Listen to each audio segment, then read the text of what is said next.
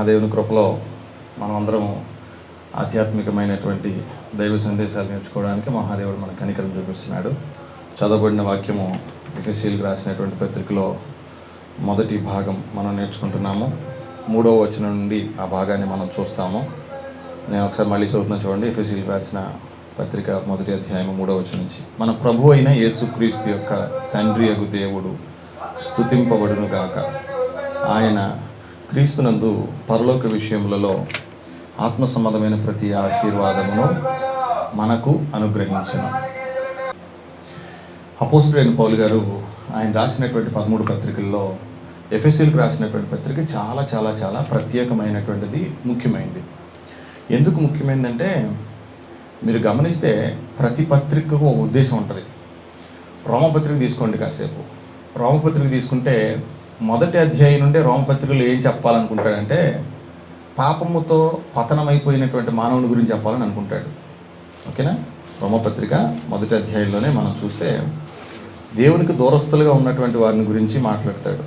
చూడండి, ఒకటి 2 వచనాలు చదువుకోవడానికి మనం ప్రయత్నం చేద్దాం. రోమపత్రిక 1వ అధ్యాయము 22వ వచనం 23వ వచనం చదువుకుంటే, వారి అవివేక హృదయం అంధకారమాయను, తాము జ్ఞానులమని చెప్పుకొనొచ్చు బుద్ధిహీనులైనటువంటి మనుషుల గురించి. 23వ వచనంలో కూడా అక్షయుడకు దేవుని మహిమను క్షేమగు మనుషుల యొక్కయు పక్షుల యొక్కయు చతుష్పాద జంతువుల యొక్క పురుగుల యొక్క ప్రతిమా స్వరూపంగా మార్చేసినటువంటి వాళ్ళని గురించి మాట్లాడతారు. 25వ వచనంలో చూస్తే దేవుని సత్యమును అసత్యమునకు మార్చి సృష్టికర్తకు ప్రతిగా సృష్టమును పూజించినటువంటి వారిని గురించి మాట్లాడతాడు. 26వ వచనంలో చూస్తే తుచ్చమైనటువంటి అభిలాషకు దేవుడు వారిని అప్పగించాడని, వారు చేసినటువంటి స్వాభావిక విరుద్ధమైనటువంటి పనుల గురించి కూడా మాట్లాడతాడు. 2వ అధ్యాయంలో అదే విషయాలు మాట్లాడతాడు. 3వ వచనంలో మనం చదువుకుంటే, తర్వాత 5వ వచనంలో కూడా చూసుకుంటే, మనం వాళ్ళ యొక్క హృదయ కాఠిన్యము, మార్పు నందనటువంటి హృదయము, కాబట్టి వాళ్ళే ఉగ్రతను సమకూర్చుకుంటున్నారు. 5వ వచనము చివరి లైన్లో వాళ్ళే ఉగ్రతను సమకూర్చుకుంటున్నారని మాట్లాడాడు. 3వ అధ్యాయంలో చూస్తే ఏ భేదము లేదు, అందరూ పాపం చేశారని మాట్లాడతాడు.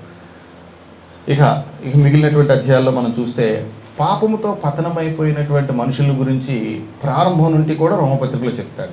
ఎఫెసీ పత్రిక విధానం అది కాదు. ఎఫెసీ పత్రికలో ఫస్ట్ పారాగ్రాఫ్ నుండి చెప్పాలనుకుంటుంది ఏంటి అంటే, పరసంబంధమైనటువంటి దీవెనల గురించి, ఆత్మ సంబంధమైనటువంటి విషయాల గురించి చెప్దాం అనుకుంటున్నాడు పౌలు. రోమాలో ఉన్నటువంటి వారికేమో మొదటి అధ్యాయం నుంచే మొదటి పారాగ్రాఫ్ నుండే పాపముతో ఉన్నటువంటి పాపంతో పతనమైపోయినటువంటి మనిషిని గురించి, ఆ మనిషికి వచ్చేటువంటి శిక్షణకు సంబంధించి, తీర్పుకు సంబంధించి హెచ్చరికలు జారీ చేస్తున్నటువంటి పౌలు గారు 16 అధ్యాయాలుగా ఆ పత్రికను మనం చూస్తే, ఎఫెసీ పత్రికలో మనం 6 అధ్యాయాలే చూస్తాము. ఇందులో పరసంబంధమైనటువంటి ఎన్నో దీవెనలను ఆయన మొదటి నుంచి రాస్తున్నాడు అనేటువంటిది మనం చూస్తాం. ఎఫెసీ పత్రికలో మనం మొదటి నుండి కూడా మనం చదువుకుంటున్నాము. ఎఫెసీ పత్రికలో చూద్దాం ఒకసారి. 1వ అధ్యాయము 3వ వచనం నుంచి ఒకసారి మనం చూడండి. ఇందులో మనం ఇప్పటికీ 3 భాగాలు మనం ఆలోచన చేసాం. ఎఫెసీ పత్రిక 1వ అధ్యాయము 3వ వచనంలో మనం ఇప్పటికీ 3 భాగాలు ఆలోచన చేసాం. ఇంకా కంటిన్యూ చేయడానికి ట్రై చేద్దాం. మన ప్రభు అయిన యేసుక్రీస్తు యొక్క తండ్రి యగు దేవుడు స్తుతింపబడును గాక. ఓకేనా? మన ప్రభు అయిన యేసుక్రీస్తు యొక్క తండ్రి అయిన దేవుడు, ఇది మనం మొదటి భాగం ఆలోచన చేసాం. గుర్తుందా ఎవరికైనా? మొదటి భాగం చెప్తారా ఎవరైనా? మిమ్మల్ని వాక్యం చదువుతున్నప్పుడు సిన్సియర్గా బైబిల్లో చూడండి. వాక్యం చెప్పడం అయిపోయిన తర్వాత అంతే సిన్సియర్గా నా వైపు చూడాలి. చెప్పండి. మొట్టమొదటి భాగంలో మనం ఏం చూసామంటే, 3వ వచనాన్ని మనం 2 భాగాలు చేసాం. ఏంటి 3వ వచనంలో 2 భాగాలు అంటే, మొట్టమొదటిది మన ప్రభువైన యేసుక్రీస్తు యొక్క తండ్రి యగు దేవుడు. మన ప్రభువైన యేసుక్రీస్తు యొక్క తండ్రి అయిన దేవుడు. తండ్రి అయినటువంటి దేవుడు మన ప్రభువైన యేసుక్రీస్తు వారికి తండ్రి అయినటువంటి దేవుడు. సంఘానికి మనందరికీ కూడా తండ్రి అయినటువంటి దేవుడు. మనందరికీ ప్రభు ఉన్నారని, మనందరికీ తండ్రి ఉన్నాడని మనకి ఆ పత్రిక నుంచి మనం నేర్చుకుంటాం. ఆ మాటకు వస్తే, ఆ పత్రికలోనే మాత్రమే కాకుండా దాదాపుగా అన్ని పత్రికల్లోనూ ప్రారంభంలో ఫస్ట్ పారాగ్రాఫ్లో చెప్పబడిన సంగతి ఏంటంటే, యేసుక్రీస్తు ప్రభువారు మనకి ప్రభు అవుతారని, తండ్రి అయినటువంటి దేవుడు మనకు తండ్రి అవుతాడు అని, మనకు మాత్రమే కాక యేసుక్రీస్తు వారికి కూడా ఆయన తండ్రినని, యేసుక్రీస్తు వారికి కూడా ఆయన దేవుడు అని చెప్పబడినటువంటి సంగతులు మనం అక్కడ చూస్తాం. 19వ వచనంలో కూడా మనం ఆ మాట చదువుకుంటాం. 1వ అధ్యాయము 19వ వచనంలో 4వ లైన్ నుంచి మనం చూస్తే, ఆయన క్రీస్తునందు వినియోగపరిచిన బలాతిశయమును బట్టి విశ్వసించు మన యందు ఆయన చూపుచున్న తన శక్తి యొక్క అపరిమితమైన మహాత్యం ఎట్టుదో మీరు తెలుసుకొనవలని అండర్లైన్ చేసుకుని అక్కడి నుంచి మన ప్రభు అయిన యేసుక్రీస్తు యొక్క దేవుడైన తండ్రి, మన ప్రభు అయిన యేసుక్రీస్తు యొక్క దేవుడైన మహిమా స్వరూపి అయినటువంటి తండ్రి. పైన 3వ వచనంలో ఏమన్నాడంటే మన ప్రభు అయిన యేసుక్రీస్తు యొక్క తండ్రి ఆయన దేవుడు అని అన్నాడు. 19వ వచనంలో ఏమన్నాడంటే మన ప్రభు అయిన యేసుక్రీస్తు యొక్క దేవుడైనటువంటి మహిమా స్వరూపి అయిన తండ్రి. అర్థమవుతుందండి?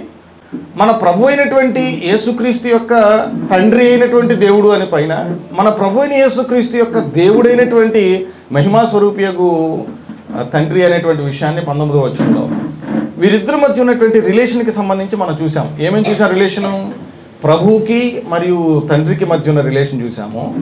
మనకు అంటే సంఘానికి ప్రభువుకి మధ్య ఉన్న రిలేషన్ చూసాము. సంఘానికి తండ్రికి మధ్య ఉన్న రిలేషన్ అంటే చూసాం. ఈ 3 రిలేషన్స్ని గురించి దాదాపుగా ప్రతి పత్రికలోనూ కూడా రచయితలు మాట్లాడారు అనేటువంటిది మనం మొదటి భాగంలో ఆలోచన చేసాం. రెండో భాగంలో మనం ఏం చూసామనంటే 3వ వచనం 2వ లైన్లో ఆయన క్రీస్తునందు పరలోక విషయములలో ఆత్మ సంబంధమైన ప్రతి ఆశీర్వాదమును మనకు అనుగ్రహించెను. ఎవరెందు అనుగ్రహించాడు? క్రీస్తునందు అనుగ్రహించాడు. ఇంకా వేరే ఏ అవకాశం లేదు. కేవలం క్రీస్తు ద్వారా మాత్రమే పరలోక సంబంధమైనటువంటి ఆశీర్వాదాలు అనుగ్రహించాడు అనేటువంటిది మనం చూసాం. దాంట్లోనే ఇంకా లోపలికి వెళ్ళడానికి మనం ట్రై చేద్దాం. ఈ పర సంబంధమైనటువంటి ఆత్మ సంబంధమైనటువంటి ఆశీర్వాదాలు దేవుడే అనుగ్రహిస్తున్నాడని, అవి పరలోక సంబంధమైనటువంటివి, ఆత్మ సంబంధమైనటువంటివి అని, అవి యేసుక్రీస్తునందు ద్వారా మాత్రమే అనుగ్రహించబడతాయి అనేటువంటిది మనం చూసాం. ఇప్పుడు 4వ వచనం చదువుకున్నారండి. ఈరోజు మన పాటలోకి మనం వెళ్దాం.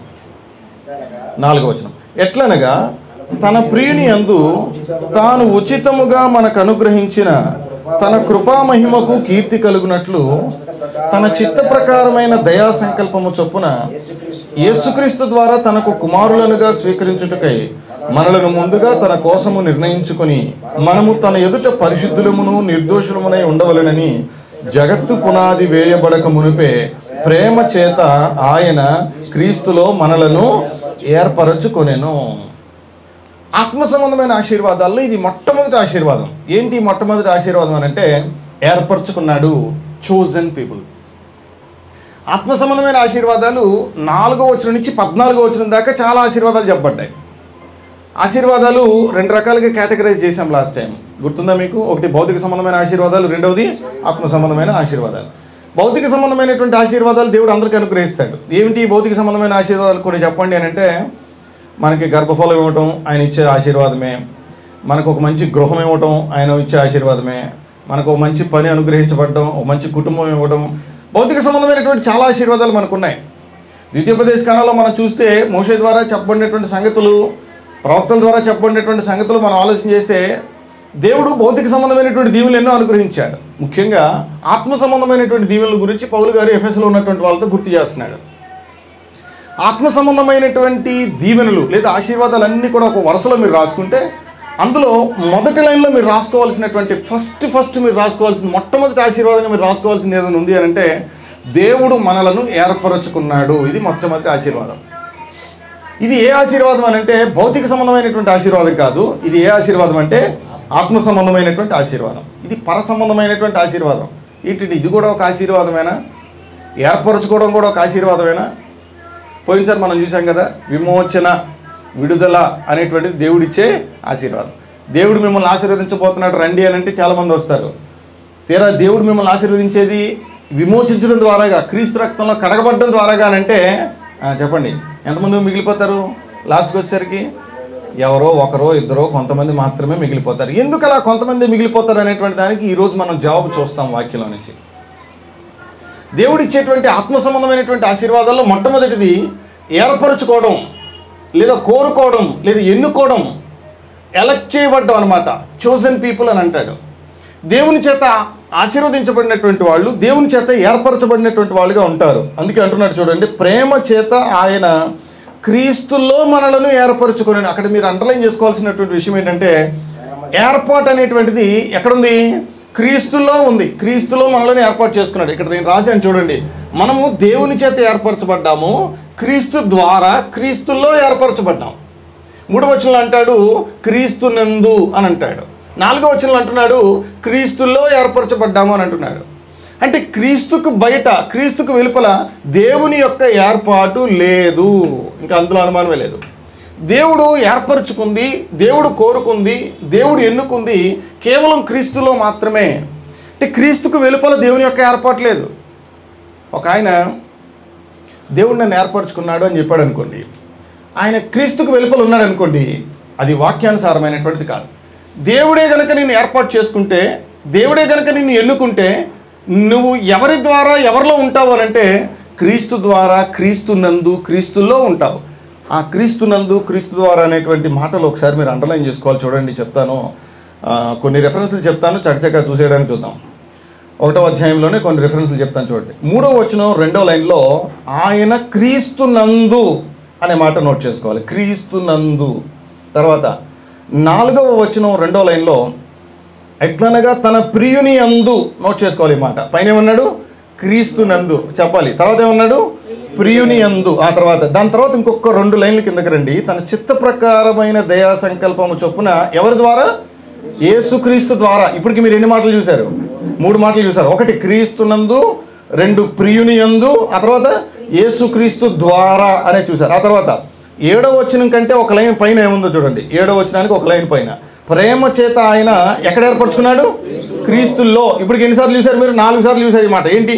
క్రీస్తునందు, ప్రియుని యందు, యేసుక్రీస్తు ద్వారా, క్రీస్తుల్లో ఏర్పరచుకున్నాడు. ఇంకా కొన్ని చూసేద్దాం. 7వ వచనం 2వ లైన్లో కూడా చూడండి. ఆ ప్రియుని యందు, 7వ వచనం 2వ లైన్లో ఆ ప్రియుని యందు 5 సార్లు చెప్పాడు ఇప్పటికి. నెక్స్ట్ 6వసారి 10వ వచనం 2వ లైన్లో చూడండి.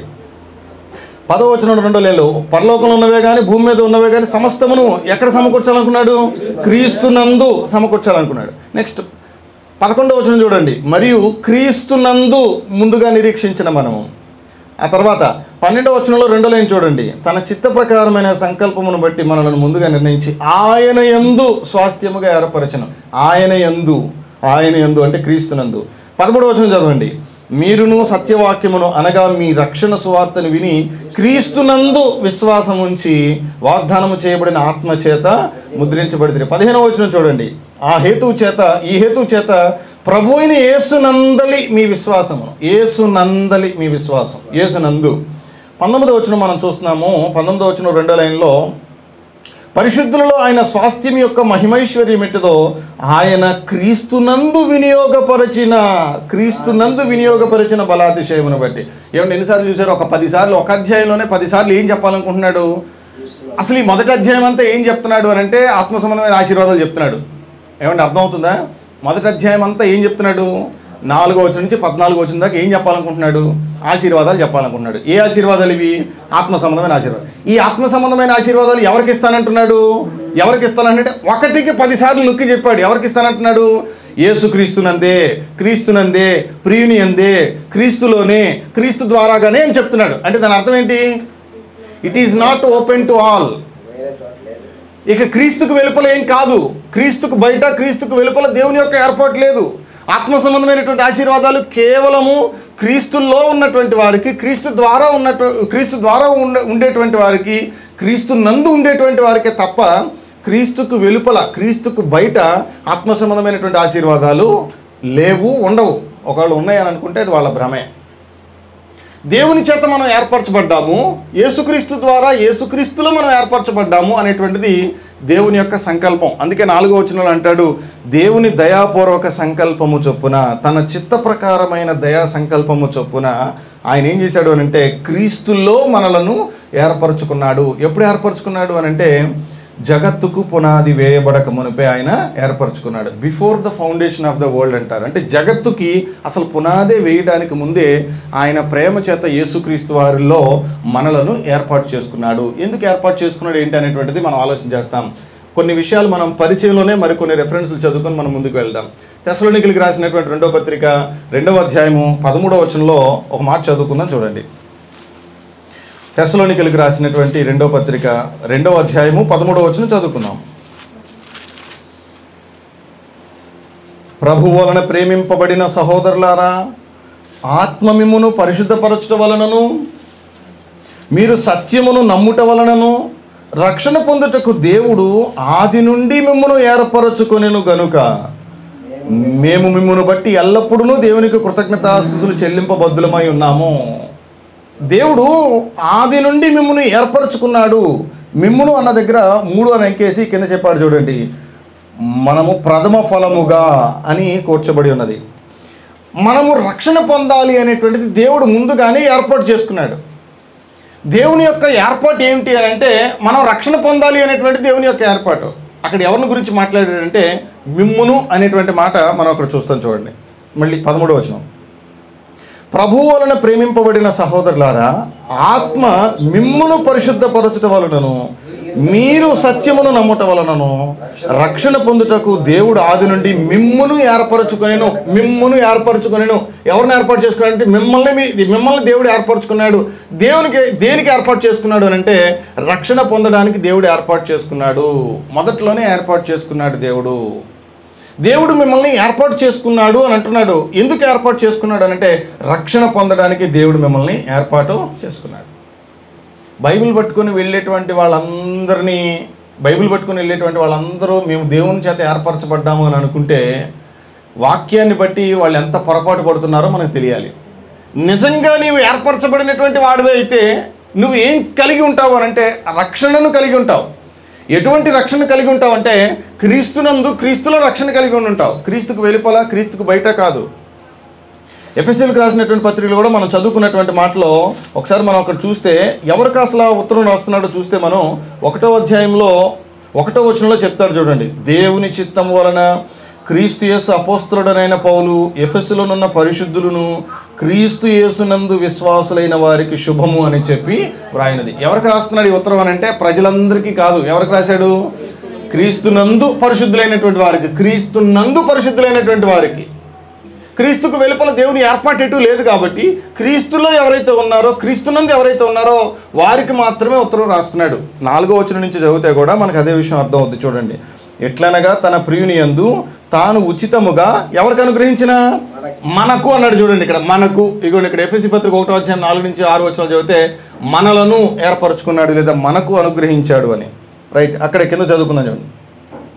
6వ వచనము చివరి లైన్ చదువుతున్నాను. 6వ వచనం చివరి లైన్, జగత్తు పునాది వేయబడక మునిపే ప్రేమ చేత ఆయన క్రీస్తులో ఎవరిని ఏర్పరచుకున్నాడు? మనల్ని ఏర్పరచుకున్నాడు. ఇప్పుడు నేను ఒక ప్రశ్న అడుగుతాను మిమ్మల్ని. తెస్సలోనికలకు ఉత్తరం రాసింది పౌలు గారే, ఎఫెసీలో ఉన్నటువంటి వాళ్ళకి ఉత్తరం రాసింది పౌలు గారే. అక్కడ ఏమన్నాడు అంటే మిమ్మును దేవుడు ఏర్పరచుకున్నాడు రక్షణ పొందడానికి అని అన్నాడు. ఎఫెసీలో ఉన్నటువంటి వాళ్ళతో ఏమని మాట్లాడుతున్నాడంటే క్రీస్తు యేసునందు మనలను దేవుడు ఏర్పరచుకున్నాడు. జగత్తు పునాది వేయబడక మునిపే క్రీస్తునందు దేవుడు మనలను ఏర్పాటు చేసుకున్నాడు అని అంటున్నాడు. మనల్ని ఏర్పాటు చేసుకున్నాడు అని అంటున్నాడు. ఇక్కడ చెప్పినప్పుడు ఈ 2 సందర్భాల్లోనూ చెప్పినప్పుడు జనరల్ పబ్లిక్ అందరినీ ఉద్దేశించి మాట్లాడా లేదా స్పెసిఫిక్ పీపుల్ని గురించి ఉద్దేశించి మాత్రమే మాట్లాడాడు అనేది మనం అర్థం చేసుకోవాలి. చాలా స్పెసిఫిక్గా మాట్లాడుతున్నాడు చూడండి. ఎవరైతే క్రీస్తులో ఉంటారో, ఎవరైతే క్రీస్తునందు ఉంటారో, ఎవరైతే ప్రియునియందు ఉంటారో, ఆయనయందు ఉంటారో, ఆయన ద్వారాగా మాత్రమే ఎవరైతే ఏర్పరచబడినటువంటి వారుగా ఉంటారో వారిని గురించి ఆయన మాట్లాడుతున్నాడు. రక్షణ పొందినటువంటి వారిని గురించి ఆయన మాట్లాడుతున్నాడు. పిలువబడినటువంటి వాళ్ళని గురించి ఆయన మాట్లాడుతున్నాడు. పరసంబంధమైనటువంటి ఆశీర్వాదాలకు వారసులు అవుతున్నటువంటి వారిని గురించి ఆయన మాట్లాడుతున్నాడు తప్ప అందరినీ గురించి కాదు అనేటువంటిది మనం చూస్తాం.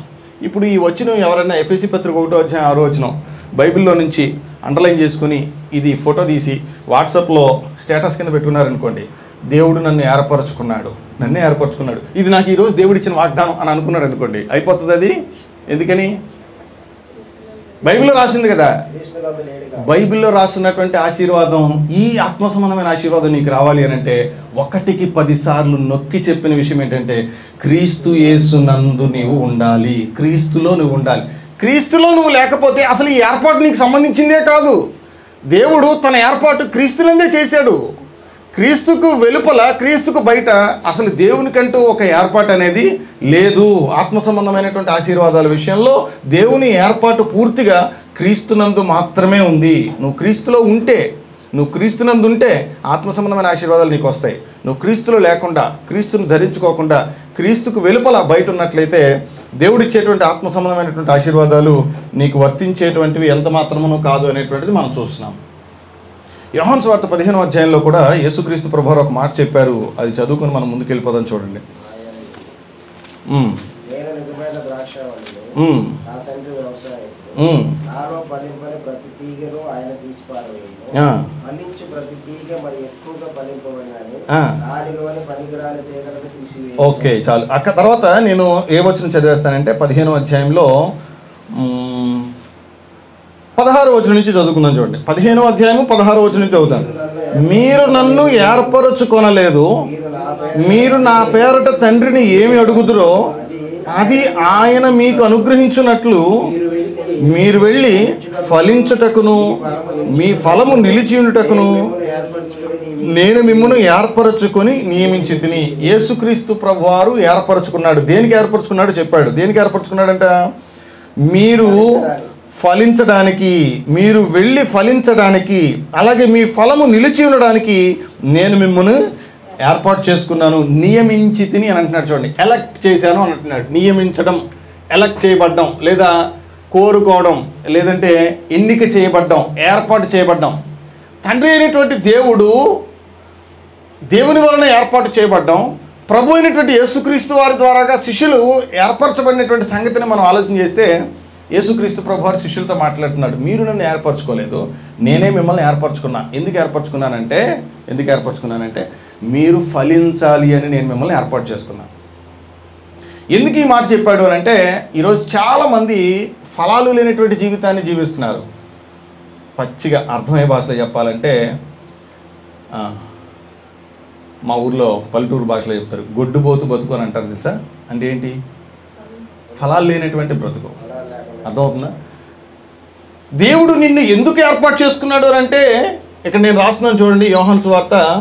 దేవుడు నిన్ను ఎందుకు ఏర్పాటు చేసుకున్నాడు? 15వ అధ్యాయము 16వ వచనం నుంచి మనం చూస్తే, నువ్వు ఫలించాలి అనేటువంటి ఉద్దేశంతో దేవుడు నిన్ను ఏర్పాటు చేసుకున్నాడు. ప్రభు అయిన యేసుక్రీస్తు వారు శిష్యుల్ని ఏర్పాటు చేసుకున్నటువంటి సందర్భాన్ని గురించి మాట్లాడుతూ చెప్పాడు. అక్కడ 16వ వచనం చూడండి, మీరు నన్ను ఏర్పరచుకొనలేదు, మీరు నా పేరట తండ్రిని ఏమి అడుగుదురో అది ఆయన మీకు అనుగ్రహించినట్లు మీరు వెళ్ళి ఫలించుటకును మీ ఫలము నిలిచియుటకును నేను మిమ్మును ఏర్పరచుకుని నియమించి తిని. ఫస్ట్ ఏం జరుగుతుంది? ఏర్పరచుకోవడం జరుగుతుంది. ఆ తర్వాత ఏం జరుగుతుంది? నియమించడం జరుగుతుంది. ఫస్ట్ చూసింగ్ జరుగుతుంది, తర్వాత అపాయింట్మెంట్ జరుగుతుంది. ఫస్ట్ చూసింగ్, తర్వాత అపాయింట్మెంట్. నియామకం అనేది తర్వాత జరుగుతుంది. నియామకానికి ముందు దేవుని యొక్క ఏర్పాటు ఉంటుంది. దేవుడు ఎవరెవరిని ఏర్పాటు చేసుకున్నాడు ఏంటి అనేటువంటిది మనం చూసినప్పుడు ఆ విషయాల్లో మనం మరి కొంచెం ఎక్కువగా నేర్చుకోవచ్చు. పేతురు గారు రాసిన మొదటి పత్రికలో కూడా మనం ఇదే విషయం నేర్చుకుంటాము. చూడండి, పరిచయం మనం పేతురు గారు రాసినటువంటి పత్రికలో ఈ మాట చదువుకొని మనం పరిచయాన్ని ముగించుకొని పాయింట్స్లోకి వెళ్ళిపోదాం. పేతురు గారు రాసినటువంటి మొదటి పత్రిక 2వ అధ్యాయము 9వ వచనం నుంచి మనం చదువుకుందాం.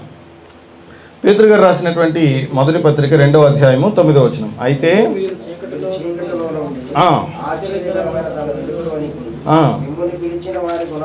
మిమ్మును పిలిచిన వాని గుణాతిశయములను మీరు ప్రచురము చేయు నిమిత్తము ఏర్పరచబడిన వంశమును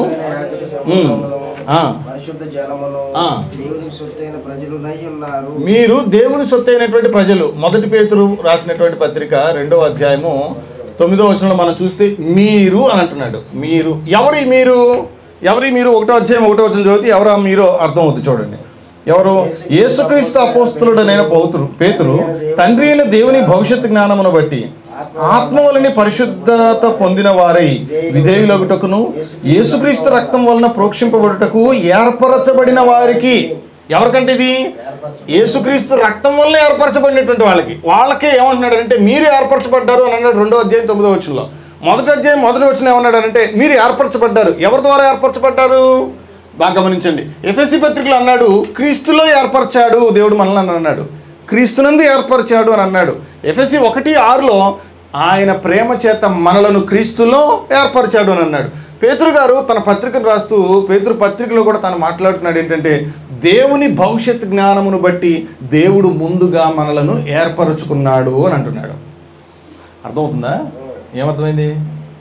దేవుడు ముందుగానే మనల్ని ఏర్పాటు చేసుకున్నాడు. ఎవరెవరిని?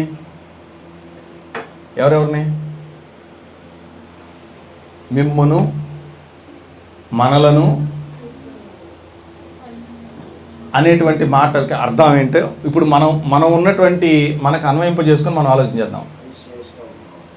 పేతురు పత్రికలో దేవుడు తన భవిష్యత్ జ్ఞానమును బట్టి మిమ్మల్ని ఏర్పాటు చేసుకున్నాడు అని అన్నాడు.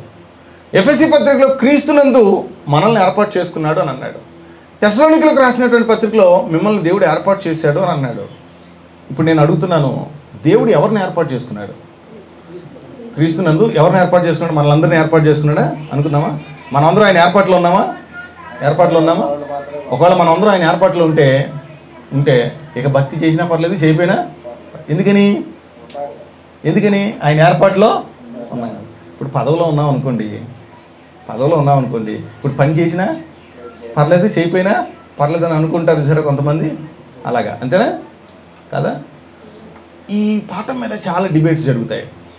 దేవుడు ముందుగా ఏర్పాటు చేసుకోవడం ఏంటి? ఉదాహరణకి ఇక్కడ మనం ఒక 20 మంది కూర్చున్నాం అనుకుందాం. 20 మందిలో దేవుడు ఒక 10 మందిని ముందుగానే ఏర్పాటు చేసుకున్నాడు అనుకుందాం. దేవుడు ముందుగానే ఏర్పాటు చేసుకుంటే ఇంకా దాంట్లో మనం చేసేది ఏముంది కొత్తగా? ఎటు మన బలమును బట్టి కాదు, మన శక్తిని బట్టి కాదు, మన గొప్పతనాన్ని బట్టి కాదు, దేవుడు కేవలం తన ప్రేమ చేత, తన కృప చేత మనల్ని ఏర్పాటు చేసుకున్నాడు. మనల్ని ఏర్పాటు చేసుకున్నప్పుడు అందరినీ ఏర్పాటు చేసుకోవచ్చుగా, కొందరిని ఎందుకు ఏర్పాటు చేసుకున్నాడు? అది పాయింట్ అక్కడ. దేవుడు ఏర్పాటు చేసుకున్నాడు, ఏర్పాటు చేసుకునేది దేవుడే ఏర్పాటు చేస్తాడు, దేవుడే ఎన్నిక చేసుకుంటాడు, దేవుడే నిన్ను సెలెక్ట్ చేస్తాడు, దేవుడే నిన్ను అపాయింట్ చేస్తాడు. రక్షణ కొరకు దేవుడు మరి అందరినీ ఏర్పాటు చేయొచ్చుగా, కొందరిని ఎందుకు ఏర్పాటు చేశాడు? మత్తయి సువార్తలో మాట చదువుకుంటాం చూడండి. మత్తయి సువార్త 22వ అధ్యాయంలో చూడండి ఒకసారి ఆ మాట. మత్తయి సువార్త 22వ అధ్యాయము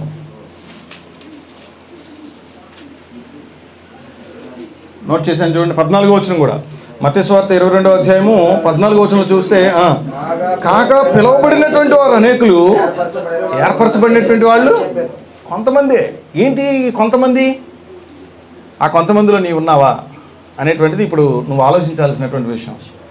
పిలువబడినటువంటి వాళ్ళ జాబితాలో ఉన్నావా? ఏర్పరచబడినటువంటి వాళ్ళ జాబితాలో ఉన్నావా? పేతురు గారు పత్రిక రాస్తూ 1వ అధ్యాయం 1వ వచనంలో చెప్పాడు, దేవుని భవిష్యత్ జ్ఞానమును బట్టి ఆయన మిమ్మల్ని ఏర్పాటు చేసుకున్నాడు అని అన్నాడు. 2వ అధ్యాయం 9వ వచనం వచ్చేసరికి చెప్పాడు, మీరు ఏర్పరచబడిన వంశము, రాజులైన యాజక సమూహము, దేవుని సొత్తైనటువంటి ప్రజలై ఉన్నారు, మీరు ఆయన గుణాతిశయములను ప్రచురం చేయాలని చెప్పాడు. యేసుక్రీస్తు రక్తమును బట్టి విమోచించబడటం ద్వారాగా మనము యేసుక్రీస్తు ద్వారాగా ఏర్పాటు చేయబడ్డాము అనేటువంటిది 1వ అధ్యాయం 1వ వచనంలోనే పేతురు గారు మాట్లాడాడు. అది దేవుని యొక్క భవిష్యత్ జ్ఞానం. ఈరోజు ఇక్కడ 2025లో ఇక్కడ కూర్చున్నటువంటి వారిలో ఎవరు దేవుని యొక్క ఏర్పాట్లో ఉన్నారు అనేటువంటిది ఈ 2025 సంవత్సరాలకు పూర్వమే, ఎప్పుడో ముందే, అసలు జగత్తు పునాది వేయబడక మునిపే దేవుడు తన భవిష్యత్ జ్ఞానమును బట్టి ఆలోచన చేసినటువంటి వాడు. ఆ విషయాలు మనం అక్కడ ఆలోచన చేస్తున్నాం. దేవుడు ఎందుకు ఏర్పాటు చేసుకున్నాడు అనేటువంటి మనం కొన్ని విషయాలు చూసాం. ఎందుకు ఏర్పాటు చేసుకున్నాడు అంటే రక్షణ కొరకే దేవుడు మనలను ఏర్పాటు చేసుకున్నాడు. అది పౌలు గారు రాసినటువంటి పత్రికలోనైనా, పేతురు గారు రాసినటువంటి పత్రికలోనైనా మనకు క్లియర్గా అర్థమయ్యేది ఏంటి అని అంటే, మనల్ని ఏర్పాటు చేసుకుంది ఏదో భౌతిక సంబంధమైనటువంటి దీవెనలు ఇవ్వడానికి కాదు. మనల్ని ఏర్పాటు చేసుకుంది ఏదో భౌతిక సంబంధమైనటువంటి వ్యవహారాల కోసం మాత్రమే కాదు. మనల్ని ఏర్పాటు చేసుకుంది దేనికి అని అంటే ఆత్మ సంబంధమైనటువంటి దీవెనలు ఇవ్వడానికి దేవుడు మనలను ఏర్పాటు చేసుకున్నాడు. ఎఫెసీయులకు రాసినటువంటి పత్రికలోని 2వ అధ్యాయంలో ఒక మాట చదువుకోవాలి, మనం చూద్దాం. మనల్ని ఎలా ఏర్పాటు చేసుకున్నాడో ఒక మాట చదువుదాం చూడండి. ఎఫెసీయులు రాసినటువంటి పత్రిక 2వ అధ్యాయము ఎక్కడి నుంచి చదువుదామంటే 4వ వచనం నుంచి చదివేద్దాం. అయినను దేవుడు కరుణా సంపన్నుడయుండి మనము మన అపరాధముల చేత చచ్చిన వారమై ఉండినప్పుడు సైతము మన ఎడల చూపిన తన మహాప్రేమ చేత ఆయన క్రీస్తుతో కూడా బ్రతికించెను. కృపచేత మీరు రక్షింపబడి ఉన్నారు. క్రీస్తు యేసునందు ఆయన మనకు చేసిన ఉపకారము ద్వారా అత్యధికమైన తన కృపా మహదైశ్వర్యమును రాబో యుగములలో కనపరచు నిమిత్తము క్రీస్తు యేసునందు మనలను ఆయనతో కూడా లేపి పరలోకమందు ఆయనతో కూడా కూర్చుండబెట్టెను.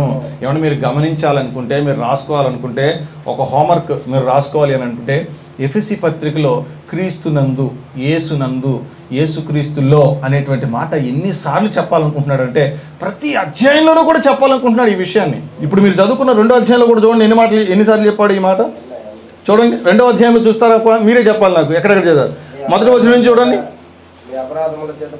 ఎక్కడుంది క్రీస్తుతో లేదా క్రీస్తులో, క్రీస్తునందు అనేటువంటిది ఎక్కడుంది అనేటువంటి చెప్పండి. 2వ అధ్యాయం 1వ వచనం నుంచి 2వ లైన్లో ఉంది చూడండి. ఆయన మిమ్మును ఏం చేశాడంట అంటే క్రీస్తుకు వెలుపల బ్రతికించేది లేదు. ఇంకా నిన్ను జీవింప చేయాలి అని అంటే ఎవరితోనూ అంటే క్రీస్తుతోనే జీవింప చేస్తాడు. అంటే నీకంటూ ఒక జీవం కావాలి అని అంటే ఇది ఏ జీవం గురించి మాట్లాడాడు? ఇది భౌతిక సంబంధమైన జీవం కాదు. ఇది ఏ జీవం? అపరాధాల చేత పాపాల చేత చనిపోయిన తర్వాత బ్రతికింపబడేటువంటి జీవం గురించి మాట్లాడుతూ, ఈ జీవము గురించి మాట్లాడుతూ క్రీస్తుతో కూడా మిమ్మలను జీవింప చేశాడు అని మాట్లాడతాడు. క్రీస్తుకు వెలుపల దేవుని యొక్క ఏర్పాటు లేదు. రైట్, క్రీస్తుతో కూడా బ్రతికించును, క్రీస్తుతో అండర్లైన్ చేసుకోవాలన్నమాట. తర్వాత 2వ వచనం కూడా మనం చదువుకోవచ్చు.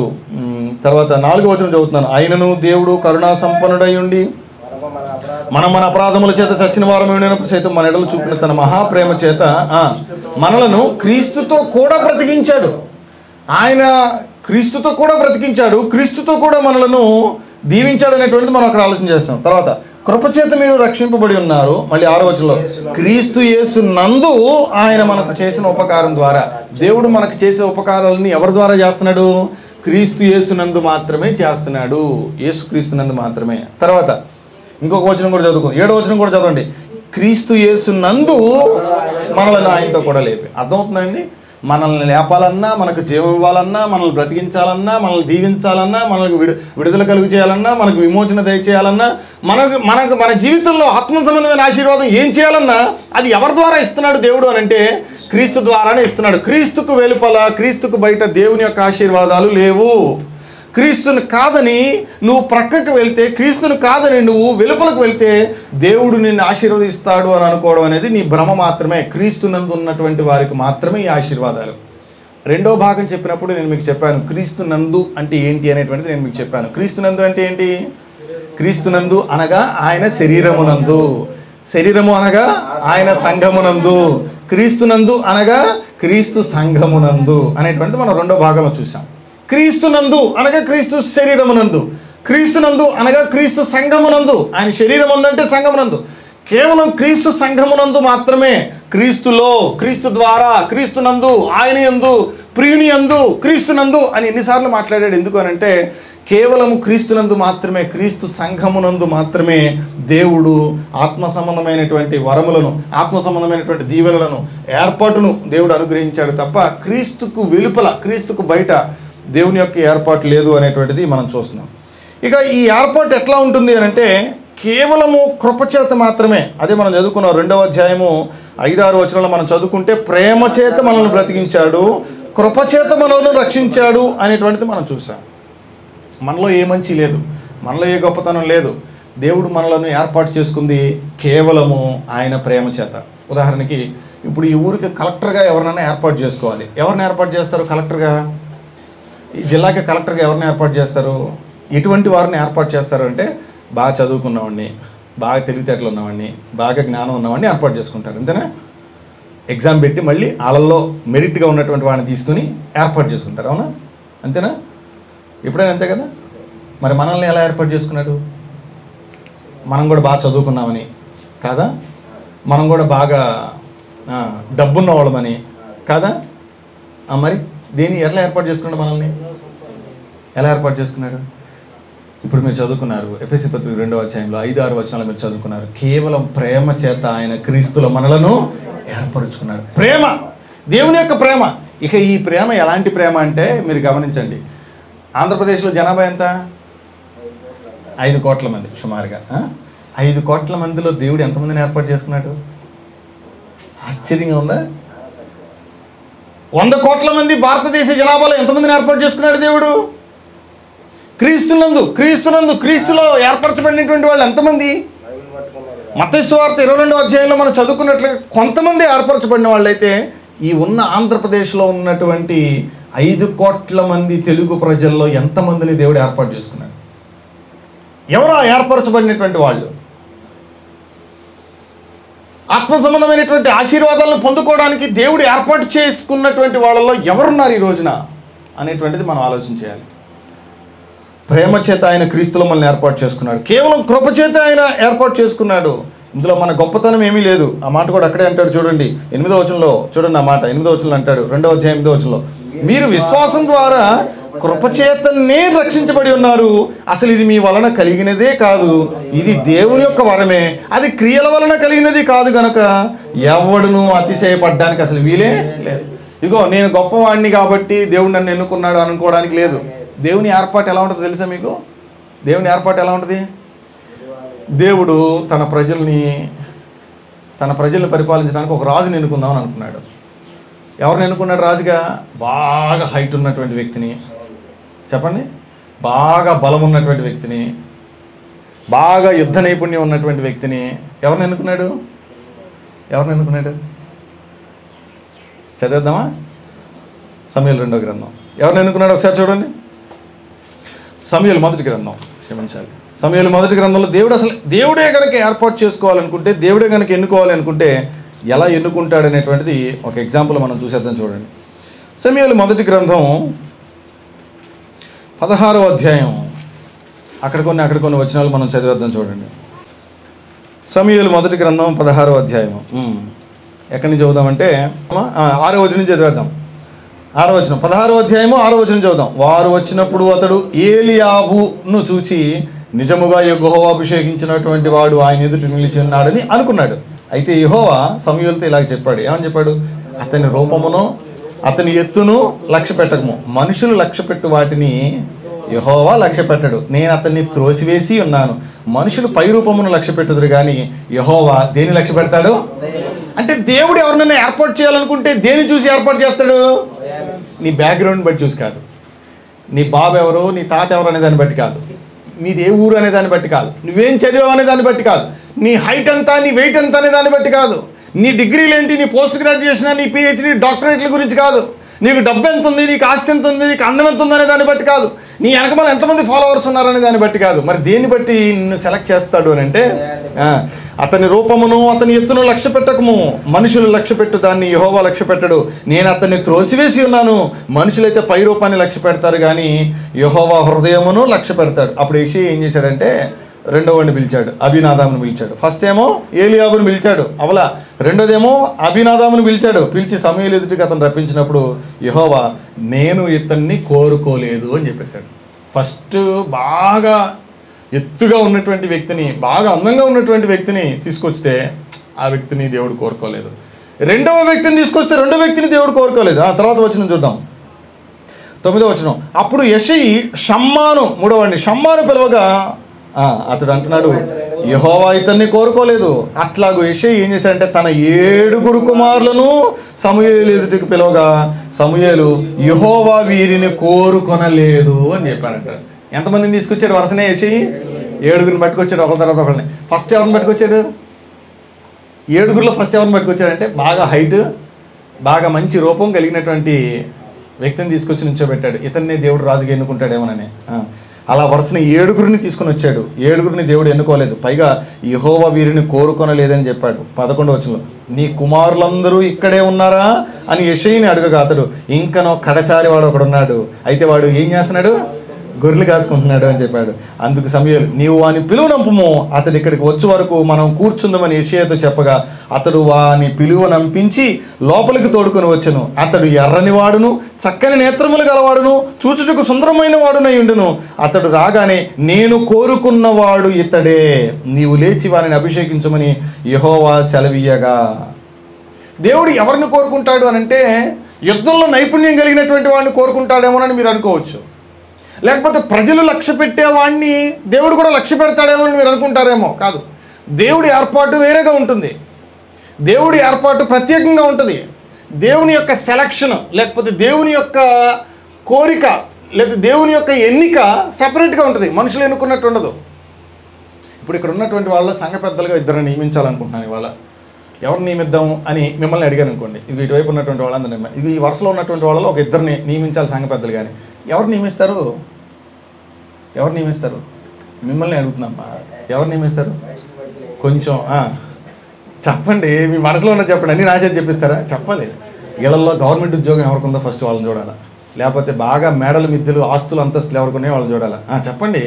లేకపోతే ఈ ఏరియాలో బాగా పలుకుబడి పేరు ప్రఖ్యాతులు లేదా రాజకీయాలు తిరిగే వాళ్ళు ఎవరైనా ఉన్నారా, లేకపోతే బాగా వెనకమాల ఫ్యాన్ ఫాలోయింగ్లు ఎవరైనా ఉన్నారా అనేది చూడాలి. అంతేనే సాధారణంగా చూసేది. సంఘ పెద్దలు ఎవరుంటారు చెప్పండి? ఎవరిని ఏర్పాటు చేసుకుంటారు చెప్పండి? సంఘ పెద్దలుగాను ఎవరిని ఏర్పాటు చేసుకుంటారు? మా ఊర్లో సంఘ పెద్దలుగా ఎవరిని ఏర్పాటు చేసుకుంటారు అని ఒకసారి ఒక ఆయన అడిగితే చెప్పాడు, మా ఊర్లో సంఘ పెద్దలందరూ కూడా గవర్నమెంట్ స్కూల్ టీచర్లేనంట. ఏం మరి మిగతా వాళ్ళందరూ సంఘ పెద్దలుగా పనికిరాడు. నువ్వు ఏర్పాటు చేసుకుంటే నీకంటూ ఒక ఎన్నిక విధానం ఉంటుంది. ఇదిగో ఇలా ఉంటే ఇతన్ని చేయాలి. చదువు రాలేదు, ఆయన తీసుకొని సంఘ పెద్దలుగా పెడదామా? కుదరదండి. ఆస్తి లేదు, ఆయన తీసుకొని సంఘ పెద్దగా పెడదామా? కుదరదండి.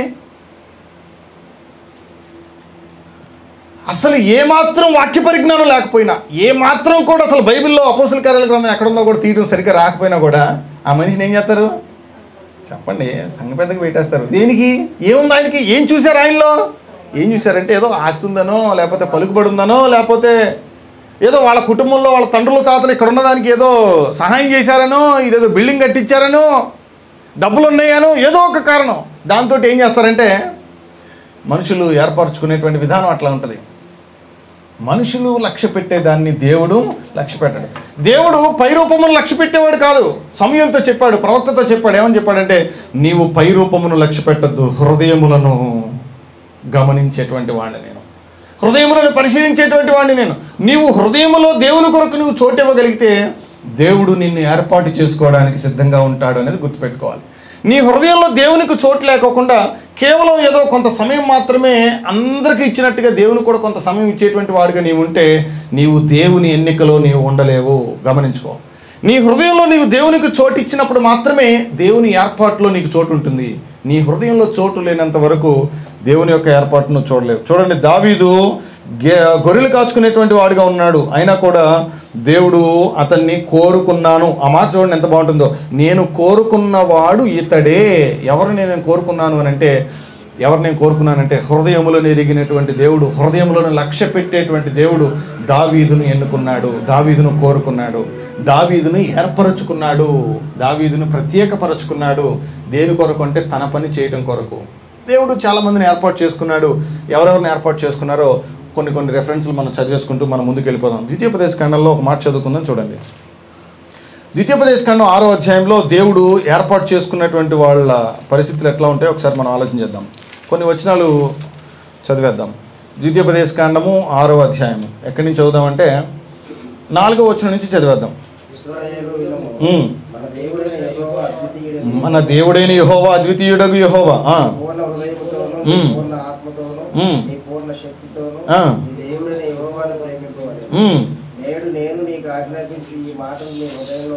ఉండవలెను. ఇంట కూర్చునేటప్పుడు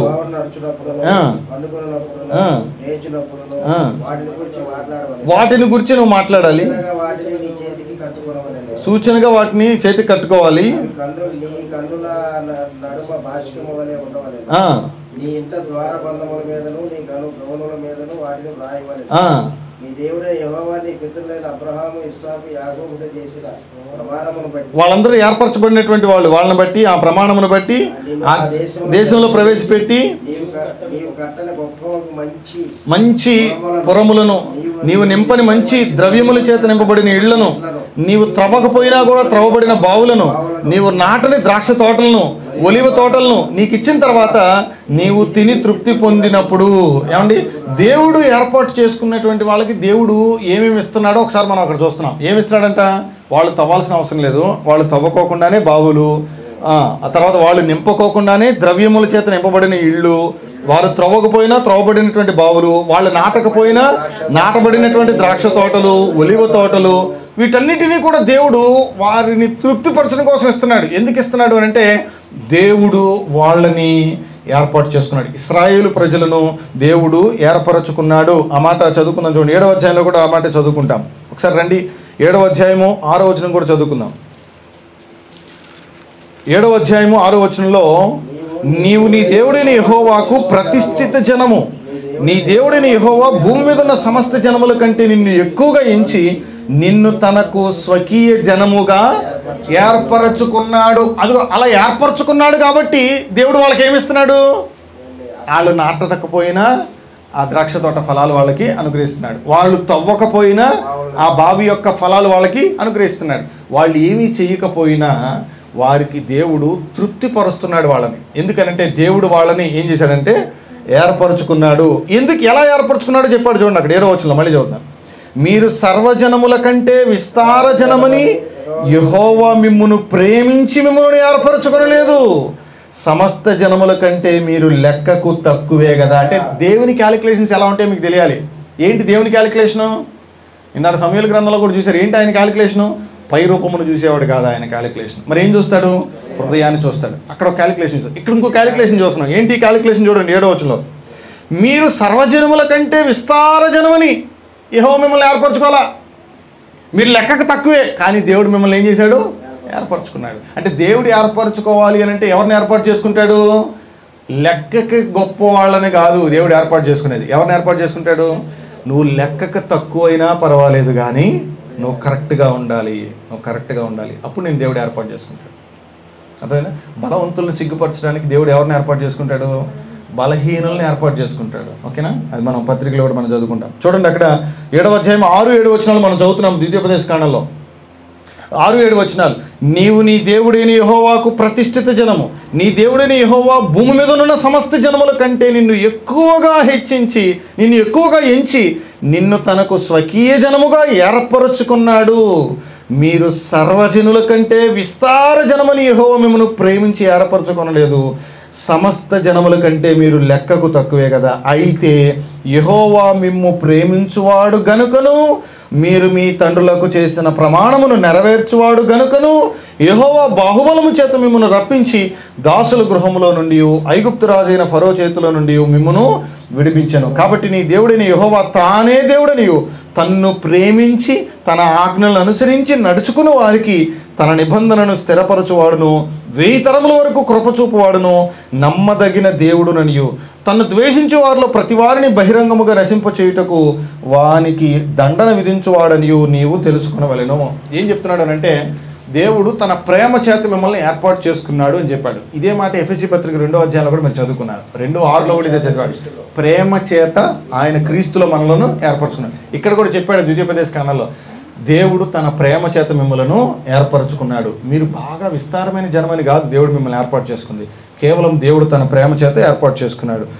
మరి కొన్ని వచనాలు మనం చదువుకుందాం. చూడండి ద్వితీయోపదేశ కాండంలోనే 14వ అధ్యాయంలో ఇశ్రాయేలీ ప్రజలను దేవుడు ఏర్పాటు చేసుకున్నప్పుడు దేవుని యొక్క ఆలోచనలు ఏంటి అనేటువంటిది ఒకసారి మనం చూస్తున్నాం. 14వ అధ్యాయము ద్వితీయోపదేశ కాండం 14వ అధ్యాయం 2వ వచనం చదువుతున్నాను. ఏలైనగా నీ దేవుడైన యెహోవాకు నీవు ప్రతిష్ఠిత జనము, మరియు యెహోవా భూమి మీదనున్న సమస్త జనములలో విశేషముగా తనకు స్వకీయ జనమగునట్లు నిన్ను ఏర్పరచుకున్నాడు. దేవుడు మనలను ఏర్పాటు చేసుకున్నాడు. ఎలా ఏర్పాటు చేసుకుంటాడు? మనలో ఏం చూసి ఏర్పాటు చేసుకుంటాడు అని అంటే, కేవలం తన ప్రేమ చేత మాత్రమే దేవుడు ఏర్పాటు చేసుకుంటాడు అనేటువంటి మనం చూసాం. పాత నిబంధనలో చాలా మందిని దేవుడు ఏర్పాటు చేసుకున్నాడు. అబ్రహామును దేవుడు ఏర్పాటు చేసుకున్నాడు, తర్వాత ఇస్సాకుని యాకోబుని దేవుడు ఏర్పాటు చేసుకున్నాడు, ఇశ్రాయేలు ప్రజలందరినీ దేవుడు ఏర్పాటు చేసుకున్నాడు, దావీదును దేవుడు ఏర్పాటు చేసుకున్నాడు, సొలొమోను దేవుడు ఏర్పాటు చేసుకున్నాడు. దేవుని ఏర్పాటులో ఉన్నటువంటి వాళ్ళు ప్రవక్తలు, మోషేని దేవుడు ఏర్పాటు చేసుకున్నాడు. వీళ్ళందరినీ కూడా దేవుడు ఏర్పాటు చేసుకున్నాడు.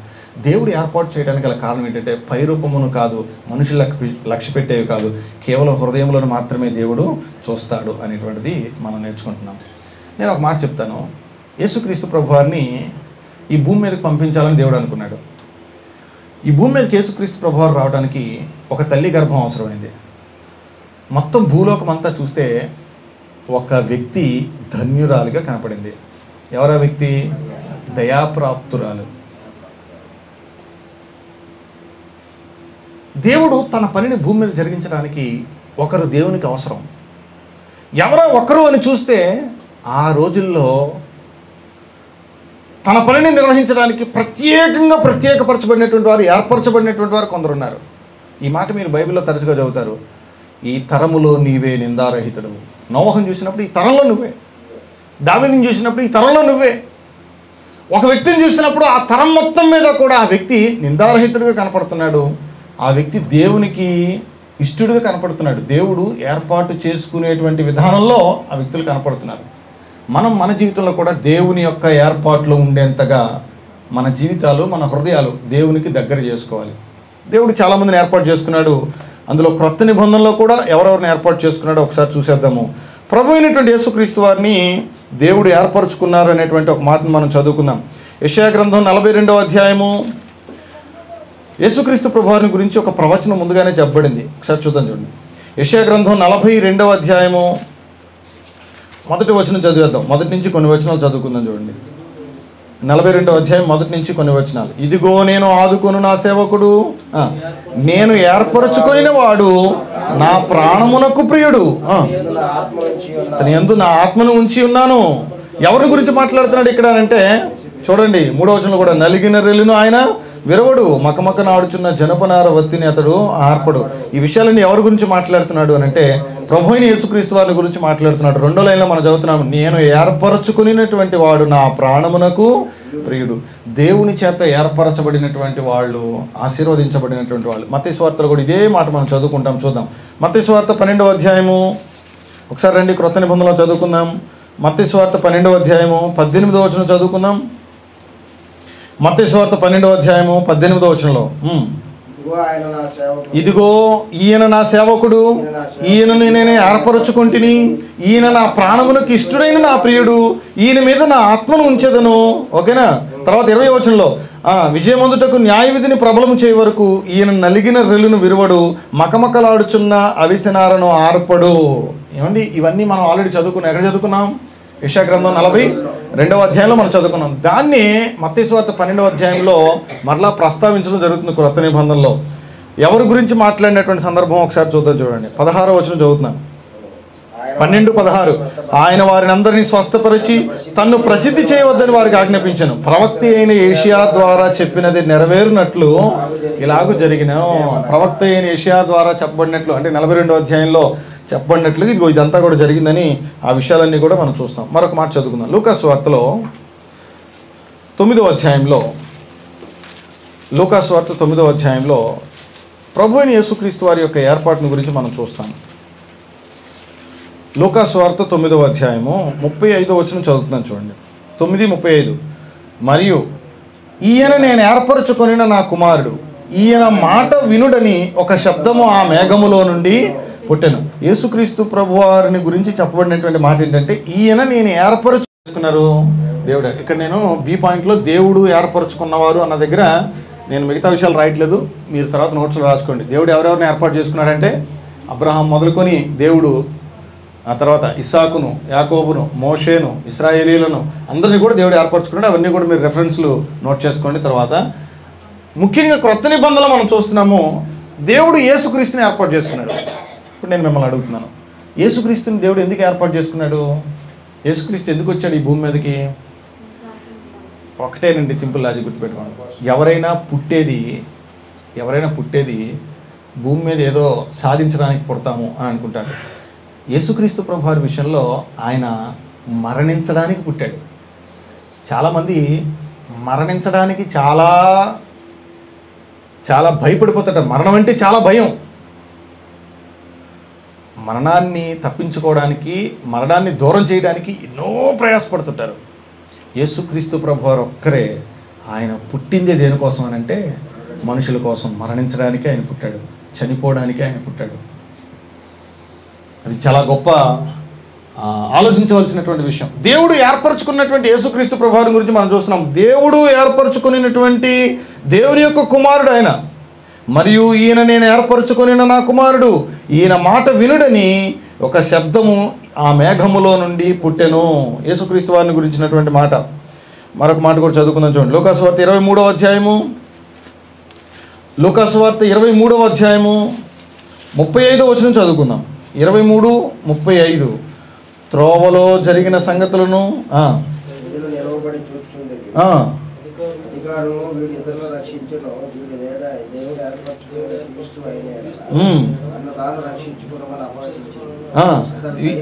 వీడు దేవుడు ఏర్పరచుకున్న క్రీస్తు అయిన ఎడల తన్ను తాను రక్షించుకొనును అని అపహసించారు. దేవుడు ఏర్పరచుకున్నటువంటి క్రీస్తే కనుక అయితే తను తాను రక్షించుకుంటాడు. అంటే దీని అర్థం ఏంటంటే, దేవుని చేత ఏర్పాట్లో ఉన్నటువంటి వాడికి ఏం తెలుస్తుంది అంటే రక్షణ మార్గం ఏంటో తెలుసు. ఎందుకంటే ప్రభు అయినటువంటి యేసుక్రీస్తు వారి ద్వారా రక్షింపబడటం అనేటువంటిది దేవుని యొక్క ఏర్పాటు. ఎఫెసీ పత్రికలో 1వ అధ్యాయం 4-6 వచనాలు మనం అదే విషయం చదువుకుంటాం. ఏమని చదువుకుంటామని అంటే, మనలను క్రీస్తులో దేవుడు ఏర్పాటు చేసుకున్నాడు. ఎలాగంటే మన ప్రభు అయినటువంటి యేసుక్రీస్తు యొక్క రక్తము ద్వారా మనలను విమోచించాలి అనేటువంటిది దేవుని యొక్క దయాపూర్వక సంకల్పం. ఒకసారి రండి, ఎఫెసీ పత్రిక 1వ అధ్యాయంలో ఆ మాట చదువుకుందాం. చూడండి, 1వ అధ్యాయం 4 నుంచి చదువుతున్నాను. ఎఫెసీ పత్రిక 1వ అధ్యాయం 4 నుంచి, ఎట్లనగా తన ప్రియుని యందు తాను ఉచితముగా మనకు అనుగ్రహించిన తన కృపామహిమకు కీర్తి కలుగునట్లు తన చిత్త ప్రకారమైన దయా సంకల్పము చొప్పున యేసుక్రీస్తు ద్వారా తనకు కుమారులనుగా స్వీకరించుటకై మనలను ముందుగా తన కోసం నిర్ణయించుకొని మనము తన ఎదుట పరిశుద్ధులమును నిర్దోషములై ఉండవలెనని జగత్తు పునాది వేయబడక మునిపే ప్రేమ చేత ఆయన క్రీస్తులో మనలను ఏర్పరచుకొనెను. తర్వాత 7వ వచనం కూడా, దేవుని కృపా మహదేశ్వర్యమును బట్టి ఆ ప్రియుని యందు అనగా ఆయన రక్తము వలన మనకు విమోచనము అనగా మన అపరాధములకు క్షమాపణ మనకు కలిగి ఉన్నది. దేవుడు మనల్ని ఏర్పాటు చేసుకున్నది దేనికి అంటే మనం పరిశుద్ధ జీవితం జీవించడం కోసం దేవుడు మనల్ని ఏర్పాటు చేసుకున్నాడు. మనం రక్షణ పొందడం కోసం దేవుడు మనల్ని ఏర్పాటు చేసుకున్నాడు. ఉగ్రత పాలవడం కోసం కాదు మనల్ని దేవుడు ఏర్పాటు చేసుకుంది. పరిశుద్ధులుగా జీవించడం కోసం దేవుడు మనల్ని ఏర్పాటు చేసుకున్నాడు. తెస్సలోనికీయులకు రాసినటువంటి పత్రికలో కూడా అదే మాట చెప్తారు. చూడండి ఒకసారి, 4వ అధ్యాయం అనుకుంటా, 4వ అధ్యాయము ఎన్నో వచనం, 3వ వచనం. మొదటి తెస్స 4:3, మీరు పరిశుద్ధులగుటయే అనగా జారత్వమునకు దూరముగా ఉండుటయే దేవుని యొక్క చిత్తం. Okay, right. ఇప్పుడు మనం ఏం చూస్తున్నామనంటే దేవుడు మనల్ని ఏర్పరచుకున్నది మనం రక్షణ పొందడానికి, మనం పరిశుద్ధ జీవితం జీవించడానికి. దేవుడు ఏర్పరచుకున్నటువంటి వారు పాత నిబంధనలు ఉన్నారు, కొత్త నిబంధనలు ఉన్నారు. ఆయన ఏర్పాటులో మనం ఉండాలి. ఆయన ఏర్పాట్లో మనం ఉండాలంటే మన హృదయాలు దేవుని కొరకు మనం సమర్పించాలి. మన హృదయాలలో దేవుడికి మనం చోటు ఇవ్వగలిగితే, మన జీవితంలో దేవునికి మనం చోటు ఇవ్వగలిగితే దేవుని ఏర్పాటులో మనం ఉండడానికి అవకాశం ఉంటుంది. దేవుడు ఇంకా ఏర్పరచుకున్నటువంటి వాళ్ళ గురించి మనం కొత్త నిబంధనలో చూస్తాం. పేతురు గారిని దేవుడు ఏర్పాటు చేసుకున్నాడు. అపోస్తలులు 12 మందిని కూడా దేవుడు ఏర్పాటు చేసుకున్నాడు. పౌలు గారిని కూడా దేవుడు ఏర్పాటు చేసుకున్నాడు. యోధ చనిపోయిన తర్వాత 2 చీట్లు వేశారు. చీట్లు వేసి వీళ్ళిద్దరిలో ఒకరిని నువ్వు ఏర్పరచుకో అని చెప్పేసి అడిగారు. సో వాళ్ళిద్దరిలో కూడా మత్తీయని ఏర్పాటు చేసుకుంది కూడా దేవుడే ఏర్పాటు చేసుకున్నాడు. వీళ్ళందరూ కూడా దేవుని సంకల్పంలో ఉన్నటువంటి వాళ్ళు. ఇక్కడ కూర్చున్నటువంటి మనము, ఈ హాల్లో కూర్చున్నటువంటి మనము దేవుని సంకల్పంలో ఉన్నామా, దేవుని ఏర్పాట్లో ఉన్నామా అనేది ఆలోచించేయండి. దేవుని యొక్క ఏర్పాట్లో మనం అందరూ ఉన్నామా? దేవుని యొక్క ఏర్పాట్లో ఉండాలి అని అంటే ప్రభు అయినటువంటి యేసుక్రీస్తు వారి రక్తంలో కడగబడినటువంటి వారిగా ఉండాలి, విమోచించబడినటువంటి వాళ్ళుగా ఉండాలి. ఇంకా ఇక్కడ కూర్చున్న వాళ్ళు ఎవరైనా బాప్తిసం పొందని వాళ్ళు ఉన్నట్లయితే, ఇంకా నువ్వు క్రీస్తు రక్తంలో కడగబడినటువంటి వాళ్ళు ఉన్నట్లయితే దేవుడు ఇచ్చేటువంటి ఆత్మ సంబంధమైన ఆశీర్వాదాలకు మీరు దూరంగానే ఉన్నట్లు. దేవుడు ఇచ్చేటువంటి ఆత్మ సంబంధమైన ఆశీర్వాదాల్లో మొట్టమొదటి ఆశీర్వాదం ఎన్నుకోవడం లేదా ఏర్పాటు చేసుకోవడం, కోరుకోవడం అనేది ఏదైతే ఉందో అది మనం పొందుకోవాలి అని అంటే ఖచ్చితంగా మనం ప్రభు అయినటువంటి యేసుక్రీస్తు రక్తంలో విమోచించబడాలి.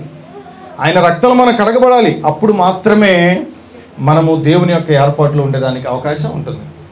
ఎఫెసీ పత్రిక 1వ అధ్యాయంలో 3వ వచనం నుంచి మనం చదువుకుంటున్నాము. దేవుడు ఇచ్చేటువంటి ఆత్మ సంబంధమైనటువంటి ఆశీర్వాదాలు, అందులో ఏర్పరచబడ్డం అనేటువంటిది, దేవుడు ఏర్పాటు చేసుకోవడం అనేటువంటి దేవుడు ఇచ్చే మొట్టమొదటి ఆత్మ సంబంధమైనటువంటి ఆశీర్వాదము.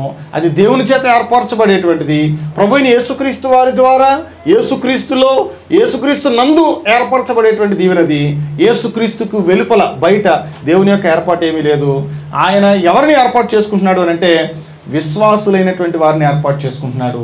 సంఘములో ఉన్నటువంటి వారిని ఆయన ఏర్పాటు చేసుకుంటున్నాడు. ఎవరైతే తమ పాపములను విడిచిపెట్టి క్రీస్తు రక్తంలో తమను తాము పవిత్రపరచుకుంటారో వారిని దేవుడు ఏర్పాటు చేసుకుంటున్నాడు. దేవుడు తన భవిష్యత్ జ్ఞానమును అనుసరించి మనలను, మిమ్మును, మనందరినీ కూడా ఆయన ఏర్పాటు చేసుకున్నాడని వివిధ పత్రికల్లో అపోస్తలులు మాట్లాడినటువంటి సంగతులు మనం చూసాం. దేవుడు ఎందుకు ఏర్పరచుకుంటున్నాడు అని అంటే కేవలం రక్షణ కొరకే నిన్ను ఏర్పాటు చేసుకున్నాడు. నీకు ఉద్యోగాలు ఇవ్వడానికో, నీ వ్యాపారాలను అభివృద్ధి చేయడానికో, లేకపోతే నీకేదైనా భౌతిక సంబంధమైనటువంటి దీవెనలు ఇవ్వడానికో కాదు నిన్ను ఏర్పాటు చేసుకుని. దేనికి ఏర్పాటు చేసుకున్నాడు అంటే ఆయన నీకు రక్షణను ఇవ్వడానికి ఆయన నిన్ను ఏర్పాటు చేసుకున్నాడు. నువ్వు పరిశుద్ధుడిగా జీవిస్తావు అని ఆయన నిన్ను ఏర్పాటు చేసుకున్నాడు. నువ్వు వీటిని మర్చిపోయి దేవుని యొక్క ఏర్పాటు ఏంటో తెలియక ఇంకా భౌతిక సంబంధమైనటువంటి ఆలోచనతోనే ఉంటే, ఇంకా ఉద్యోగాలని, ఇంకా వ్యాపారాలని, ఇంకా భౌతిక సంబంధమైనటువంటి ఆలోచనలను నువ్వు చేస్తుంటే దేవుని యొక్క ఏర్పాటు ఏంటో నీకు అర్థం కాదు. దేవుడు ఏర్పరచుకున్నటువంటి వాళ్ళు పాత నిబంధనలో చాలామంది ఉన్నారు. క్రొత్త నిబంధనలో కూడా అపోస్తలులను, యేసుప్రభు యొక్క శిష్యులను, పౌలు గారిని, ఇంకా అనేకులను దేవుడు ఏర్పాటు చేసుకున్నాడు. వాళ్ళందరూ కూడా దేవుని పని నిమిత్తమై దేవుడు ఏర్పాటు చేసుకున్నాడు. నేను ఒకటి చెప్తున్నాను, మనం గనక పనికొచ్చే పాత్రలా ఉంటే దేవుడు మనల్ని వాడుకుంటాడు. పనికిరాని పాత్రగా ఉంటే దేవుడు వాడుకునేదానికి అవకాశం ఉండదు. ఉపయోగపడితేనే ఎవరైనా వస్తువు వాడుకుంటారండి. ఉపయోగపడకపోతే ఏం చేస్తారు? ఏ వస్తువునైనా మీరైనా ఏం చేస్తారు? ఎవరైనా ఏం చేస్తారు? పనికొచ్చేదైతే వాడుకుంటారు, పనికిరాని అయితే ఏం చేస్తారు? ఎవరైనా పక్కన పడేస్తారు. మనం ఎలా ఉండాలి అంటే పనికొచ్చేవారిగా ఉండాలి, ముఖ్యంగా పరిశుద్ధులుగా ఉండాలి. మనం పరిశుద్ధులుగా ఉంటేనే మనం ఆయన చేతిలో ఉండడానికి అవకాశం ఉంది. మన జీవితాలు ఇంకా అపవిత్రంగా ఉంటే మనం ఆయనలో ఉండడానికి అవకాశం లేదు. ఎందుకంటే పరిశుద్ధుడైన దేవుడు, పరిశుద్ధుడైన యేసుక్రీస్తు ప్రభువారు, నీవు ఆయన యందు ఉండాలంటే నీవు కూడా పరిశుద్ధుడిగా ఉండాలి. నీవు పరిశుద్ధుడిగా కాకుండా అపరాధాల చేత, పాపాల చేత చచ్చిపోయినటువంటి స్థితిలో ఉండి బాప్తిస్మం పొందకుండా, మారు మనసు పొందకుండా, రక్షణ పొందకుండా, రక్షణలో ప్రవేశించకుండా ఇంకా నీ జీవితాన్ని చచ్చిపోయినటువంటి జీవితంలోనే, ఇంకా దుర్గంధభరితమైనటువంటి జీవితంలోనే కనుక ఉన్నట్లయితే క్రీస్తుతో పాటు కలిసి జీవించలేవు. ఒక పాపి పరిశుద్ధులతో కలిసి సహవాసం చేయడానికి అవకాశం లేదు. పాపి తన పాపములను ఒప్పుకొని విడిచిపెట్టిన తర్వాత పరిశుద్ధుడిగా, క్రీస్తు రక్తంలో కడగబడి పరిశుద్ధుడిగా చేర్చబడిన తర్వాత పరిశుద్ధుల సహవాసంలో ఉండేదానికి అవకాశం ఉంటుంది. కాబట్టి ఏర్పరచబడినటువంటి వంశంలోనికి అందరూ ఉండాలి అనేటువంటిది దేవుని యొక్క ఆలోచన. పేతురు గారు చెప్పిన అదే చెప్తున్నాడు, పౌలు గారు చెప్పిన అదే చెప్తున్నాడు. క్రొత్త నిబంధనలో ఉన్నటువంటి సారాంశం అంతా ఏంటంటే మనమందరము కూడా దేవుని చేత ఏర్పరచబడినటువంటి వారుగా ఉండాలి. షార్ట్కట్లో చెప్పాలంటే దేవుని చేత ఏర్పరచబడిన వారుగా ఉండాలంటే ఏం చేయాలి? మనమందరం కూడా క్రీస్తు రక్తంలో కడగబడాలి. క్రీస్తు రక్తంలో కడగబడకుండా ఏర్పరచబడ్డం కుదురుద్దా? కుదరదు. కొన్నిసార్లు డబ్బులు ఇచ్చి సెలెక్ట్ చేయించుకుంటారు, కానీ ఇక్కడ అలా కుదరదు. అర్థం ఉందా? కొన్ని పదవులు, కొన్ని ఉద్యోగాలు డబ్బులు ఇచ్చి సెలెక్ట్ చేయించవచ్చు, కానీ ఇక్కడ మాత్రం పరలోకపు పౌరసత్వం మాత్రం ఏ రికమెండేషను, ఏ డబ్బులు, ఏది చెల్లదు. కేవలం ఒకటే చెల్లుబాటు అవుతుంది. ఏంటి అని అంటే క్రీస్తు రక్తంలో కడగబడ్డాం. నువ్వు క్రీస్తు రక్తంలో కడగబడితే నీవు దేవుని ఎన్నికలో ఉంటావు.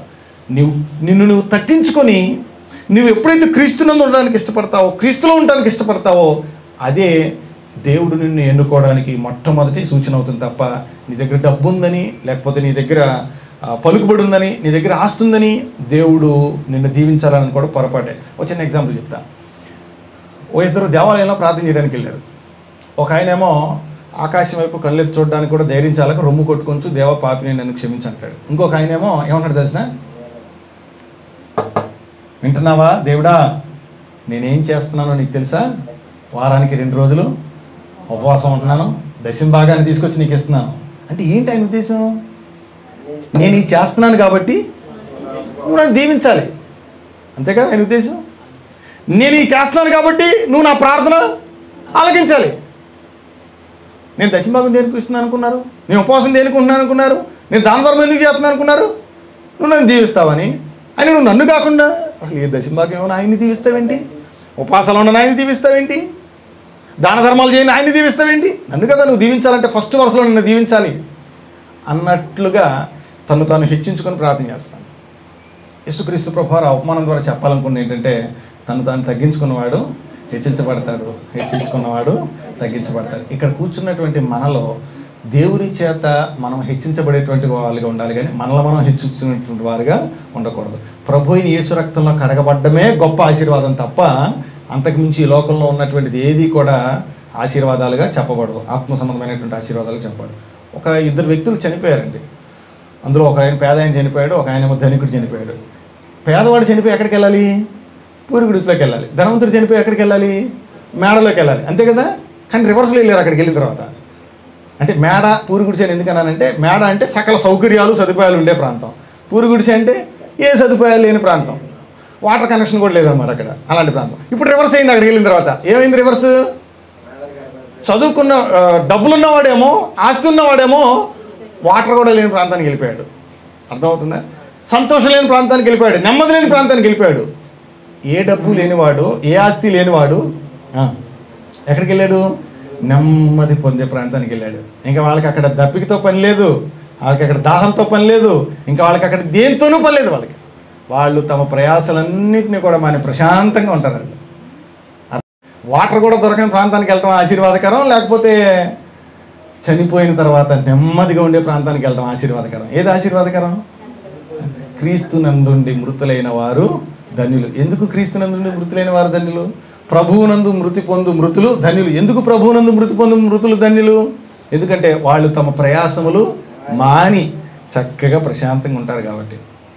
ప్రభు అయిన యేసుక్రీస్తులో కనుక మనం కడగబడినట్లయితే, ఆయన రక్తంలో కనుక మనం కడగబడినట్లయితే దేవుడు మనకి ఇచ్చేటువంటి ఆశీర్వాదం నెమ్మది, ఆనందము, సంతోషము, గొప్ప ఆశీర్వాదాన్ని దేవుడు మనకు అనుగ్రహిస్తాడు. ఇవన్నీ కాకోకుండా భౌతిక సంబంధమైనటువంటి ఆలోచనలతో మనం ఉన్నట్లయితే దేవుని ఏర్పాటుకి మనం దూరంగానే ఉంటాం. శ్రద్ధగా సహకరించిన మీ అందరికీ నా హృదయపూర్వక వందనాలు తెలియజేస్తున్నాను.